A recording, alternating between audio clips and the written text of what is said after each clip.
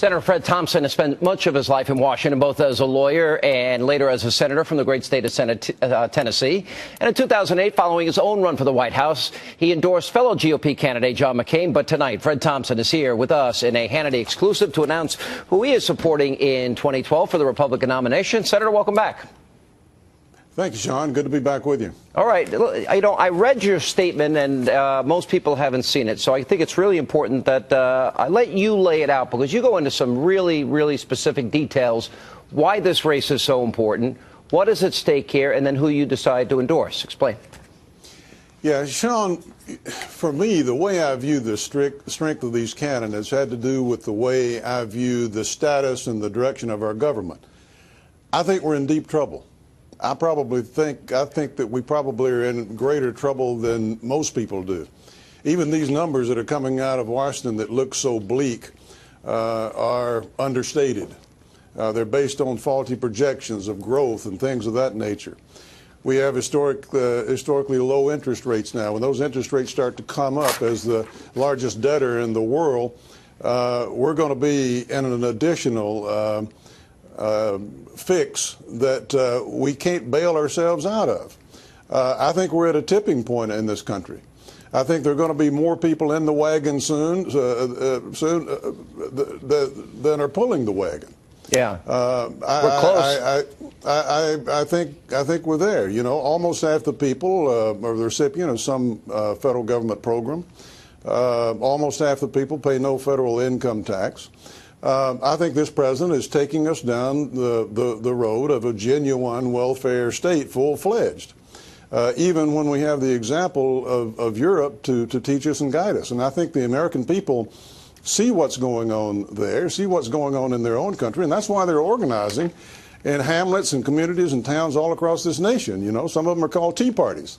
Yeah. And that's my view, and I have come to the growing realization, for me anyway, that Newt Gingrich is the guy who can articulate what America is all about, American exceptionalism, can make the case, not just read the talking points or do it off a teleprompter, can make the case for free markets and our basic case that lower taxes can be good for everybody and bring about growth that's good for everybody. And he's not afraid, and he's tough, and he's experienced. I don't think anymore that it's an advantage to be able to say, I know nothing about the operation of the federal government. I know something about it, Newt knows something about it, and it is a colossal mess. I came to Washington in 1995 in part because of what was going on in the country right now that had been generated in large part by the leadership of Newt Gingrich.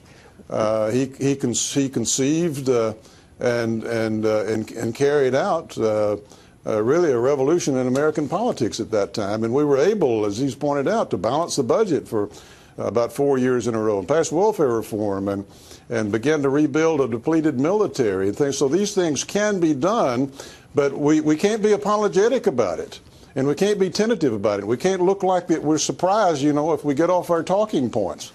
And we've got to stand up to the establishment on both sides of the aisle and to the news media and carry this thing through. These times are different in America, Sean. The old rules don't apply anymore. People are concerned. People are frightened. People see their country going in a direction that's different from the first principles that made us the envy of the world. And that's why you're seeing people react the way they did in South Carolina. You released a report, and you mentioned this in your statement. You put this together when you were the chairman of the Senate Government Affairs Committee in 2001. Yeah.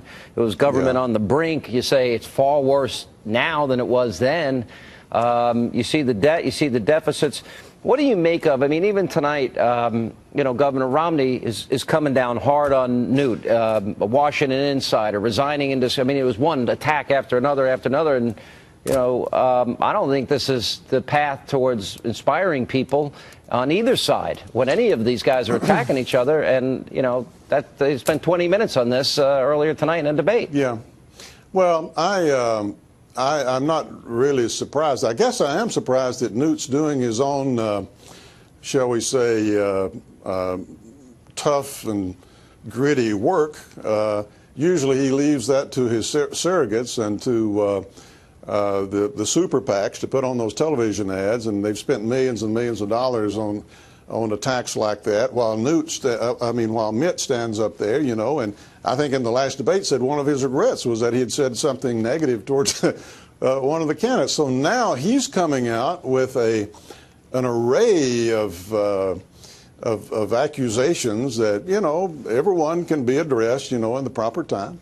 If these candidates want to spend their time talking about what happened 10, 15, 20 years ago, and mistakes that were made in their personal lives or their business lives or their political lives, I'm sure that each candidate is going to have plenty to talk about. But I think the American people are fed up with all of that and are asking the question, who is going to be bold enough, smart enough, articulate enough to carry the mail?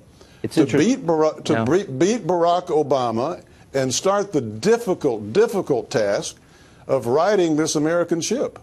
Will you head out on the campaign trail with Newt Gingrich? Oh, I'll do some things, I'm sure, but it's not a full-time job, and I'm not going to be a spokesman for the campaign or anything like that.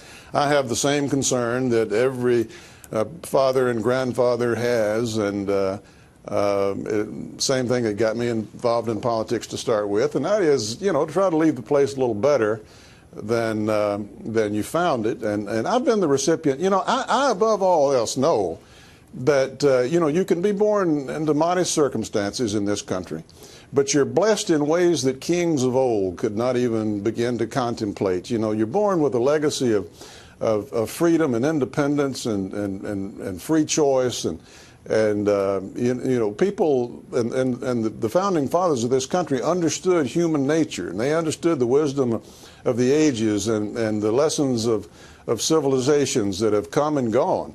And these things have come together, you know, to give us the kind of life that we've had. And I'm ashamed kind of what our generation is in the process of leaving the next one. You know, I just turned 50, Senator, and you think about life a little different. Something about that age. And I know you're about to turn 50, so you'll know what it's like in a couple of months. Won't be long. Won't be long. Senator, it's always good to see you. Thank you so much for being with us. And I think this is worth reading. Is it on your website? I don't know if it's on my website or not. I'm sure it'll be on somebody's. I'll put it on mine, Hannity.com. All right. Fred Thompson, thanks for being with us.